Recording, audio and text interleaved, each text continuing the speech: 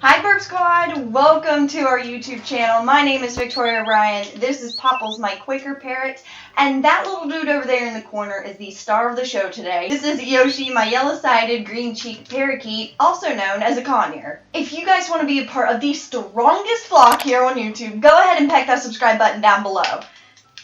Excuse me. So one of the top questions I get asked on the daily is, how do I tame my green cheek conure? To be honest with you, my game plan is different for every single bird that I encounter. The way that I've tamed and gained trust with Yoshi is completely different from Popples, my Quaker parrot. If you guys are interested in a video on the way that I earned Popples' trust, definitely leave me a little bird emoji down below in the comments to let me know you're interested. But specifically for this video, I'm going to completely just keep it to green cheeks. And although yes, every green cheek is different, but the species as a whole generally has very, very similar attributes.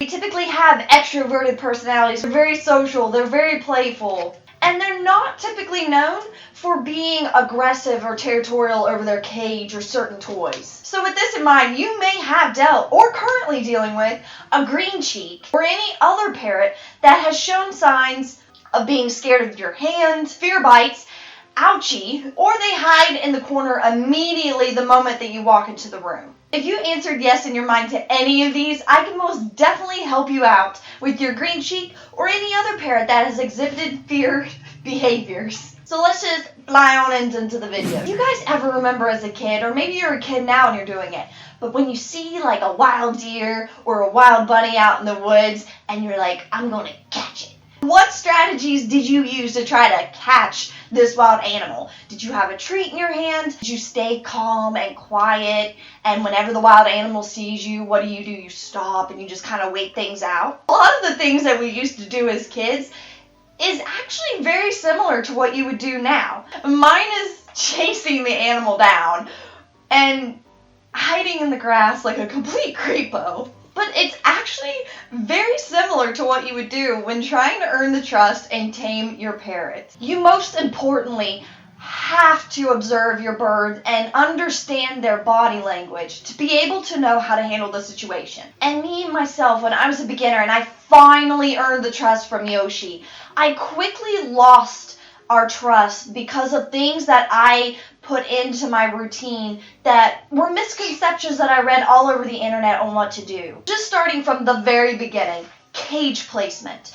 All of these tips that I'm going to give you, you should use very strategically and implement them to how they fit your bird. You will read everywhere and everyone will tell you, put the cage in the busiest room in the house. And even though I do agree to this, to some extent, it doesn't always work with a fearful bird.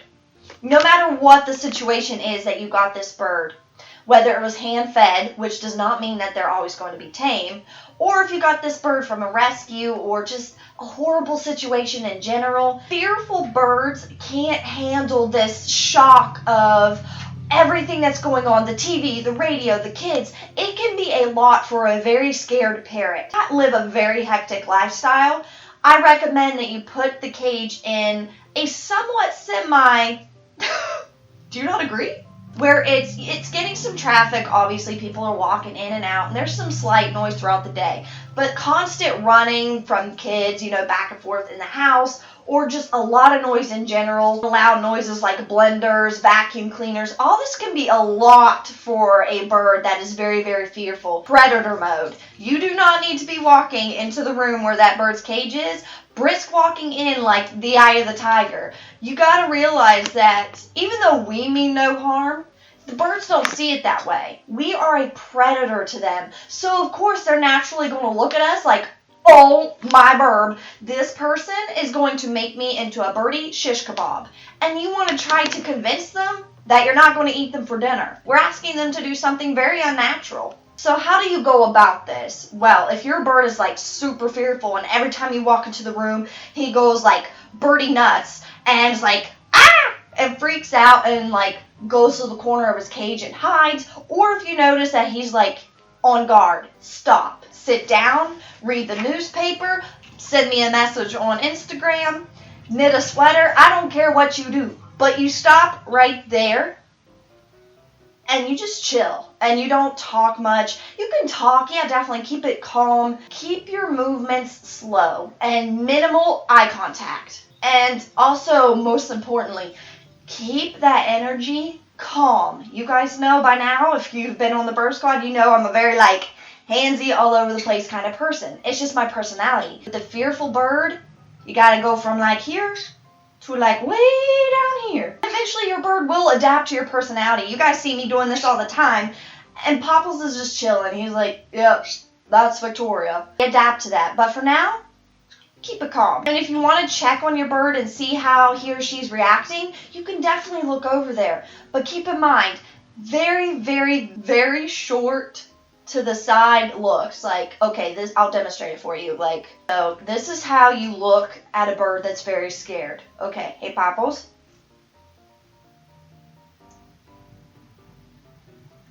Wink. Keep in mind, this is predator. This is friend. Good boy, Popples. I love you. Thank you. So once you've kind of looked over your bird and you notice he's like, okay, I don't need to be on guard. No birdie shish kebab for me today. He moves on. He starts eating his food, plays with the toy. You have a couple options. You can try to get a little bit closer if you want. I would take a step or two just closer and evaluate the situation. Or you can just reward that behavior of them just doing their own thing and just walk off. For me personally, I recommend, especially if it's a new bird, that you just stop. Take things slow. You got them to move on, do their own thing now. They're calm and relaxed. They're back into a calm state. That, reward it, move on, do your own little thing. That's what I personally recommend. Take things slow. Don't worry about rushing into things. You got 40 years with these guys. You're good. If your bird is all frazzled and is completely on guard, if you walk away now, you're rewarding that behavior and telling them, that's how I get her to leave me alone, is freak the heck out. And obviously, you don't want that to happen. You want them to want to be with you and enjoy you and be calm. Just to reward the good behaviors that you want from them. Huh? I love you.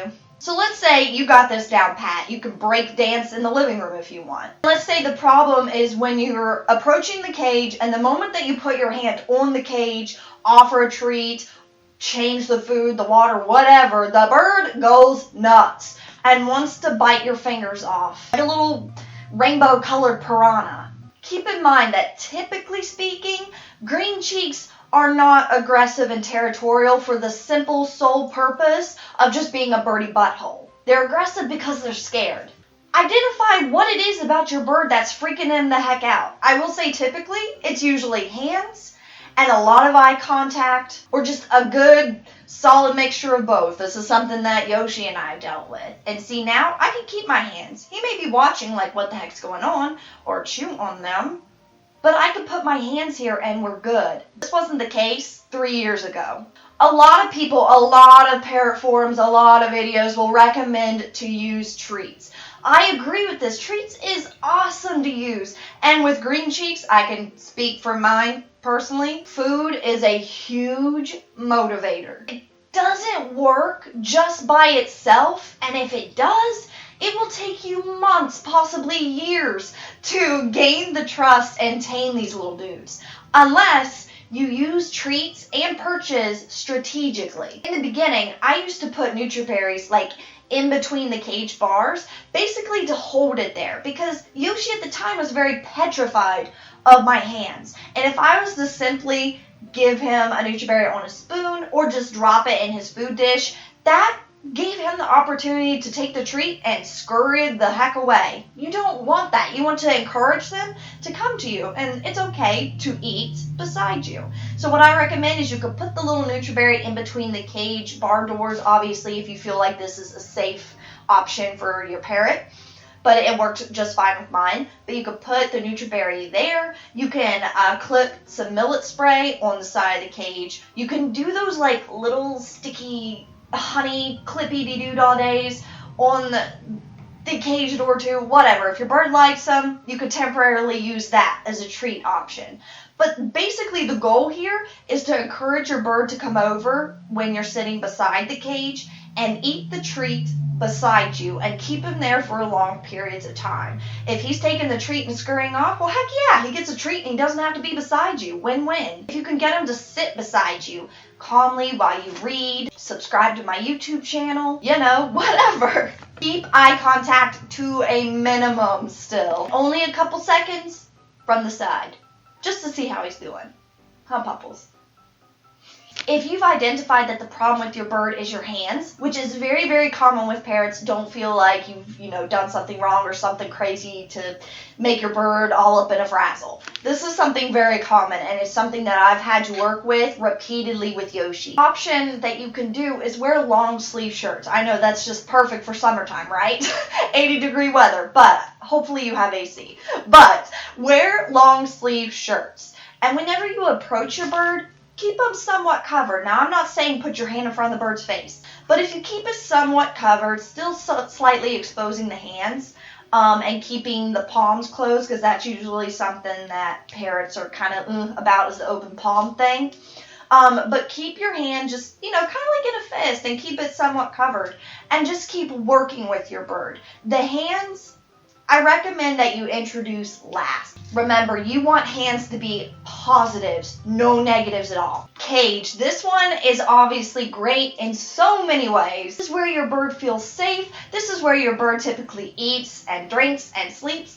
Everything that makes a bird feel safe. And this is everything that a bird thinks that he needs. And when you have a very fearful bird, the cage is a problem. You gotta get your bird out of the cage.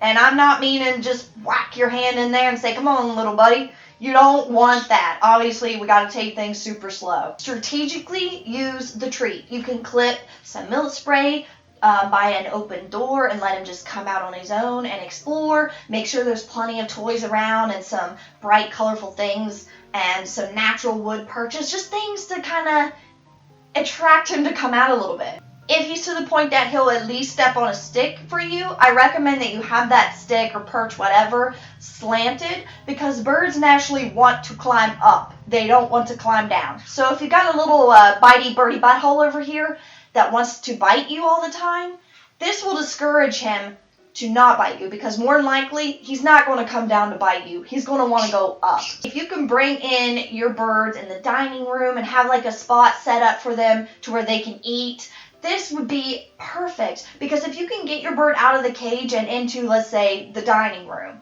and that's where he eats his meals, and you sit and you eat breakfast or dinner with them, whatever, makes that room positive for him, because it's like, ooh, I get fun foods here. Training and just overall bonding with your bird. Get them away from that cage, because when they're scared, of course that's where they're going to want to go. They don't want to interact with anyone.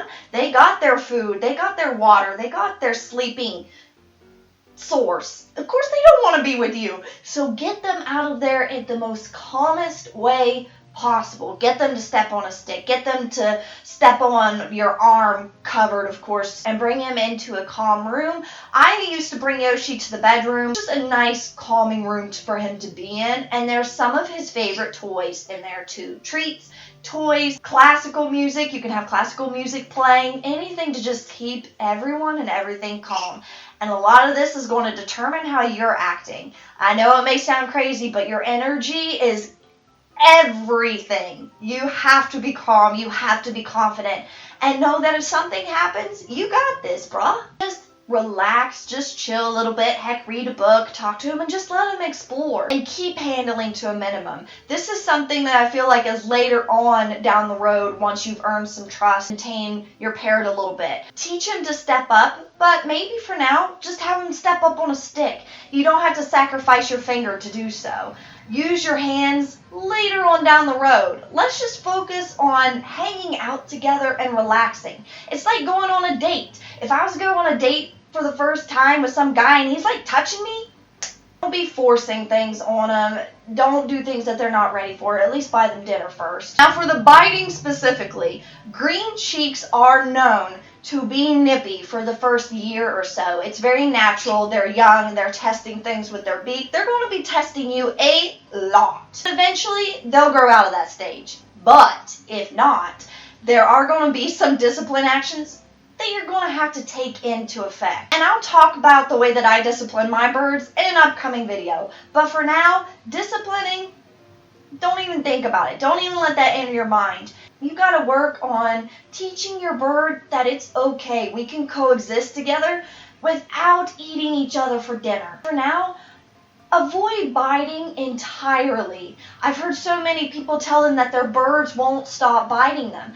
Get the handling, get the hands just out of the way for now. I know it's difficult because we use our hands for everything. I mean, look at me. I'm like, Take a few weeks before you can start introducing your hand, depending on the bird situation and fear level. But you can most definitely get there. Just be patient. If you get bit, oh my gosh, try to be as calm as possible.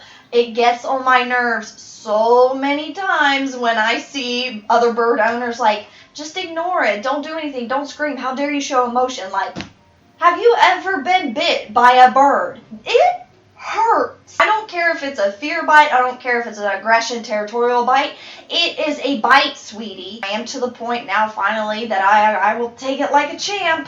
Even when they're new, they're fearful. You're allowed to say, no, we don't do that. We don't bite. They can sense, especially, they'll start picking up. Birds can adapt. Like, I mean, it's amazing how well they adapt to the situation and to their environments.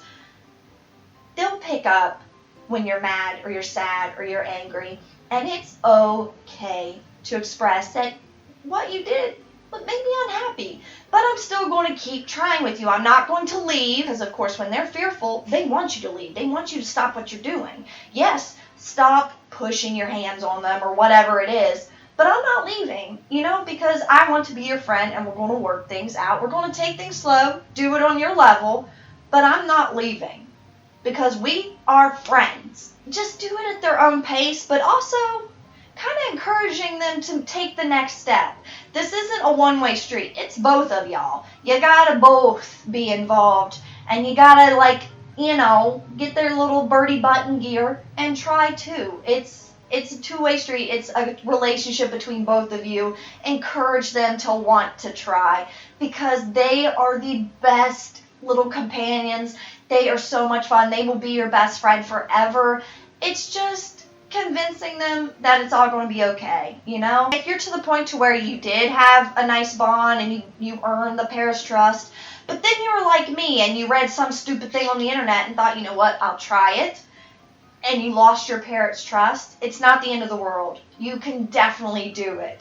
And you can get things the way that they used to be. Just takes time and a little work and paying attention to how your bird is and what works, what doesn't work. Every move you make it strategic. Pay attention to body language. Use treats and perches strategically. Hands are only for positives and kept to a minimum. Make outside of the cage fun and enjoyable for both of you. And just all in all, have fun together. Being a parrot parent is a journey. Don't forget to look back and see how far you've come with your parrot, because it's amazing when you stop and look back and realize it's like, wow, look how far we've come. And if you still have questions, don't hesitate to ask in the comments. We got an awesome group of people here that aren't judgmental and are willing to help you, because all in all, we are all parrot owners and we all want to help one another and brainstorm and throw out ideas. But thank you guys so much for hanging out with me today. I enjoyed making this video so much, and I can't wait to read your guys' plans on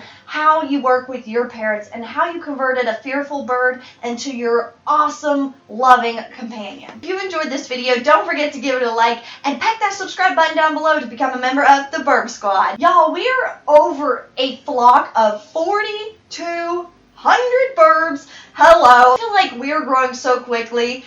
It's just amazing. I'm just so excited for what's up ahead for us as the Burb Squad.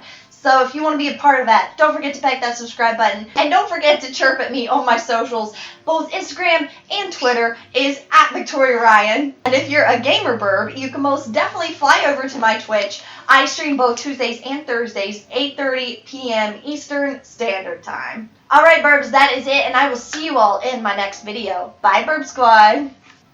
Popples.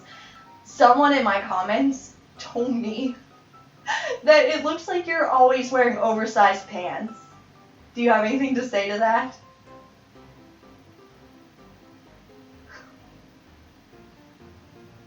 Y'all just got the Popple's death stare. Oh.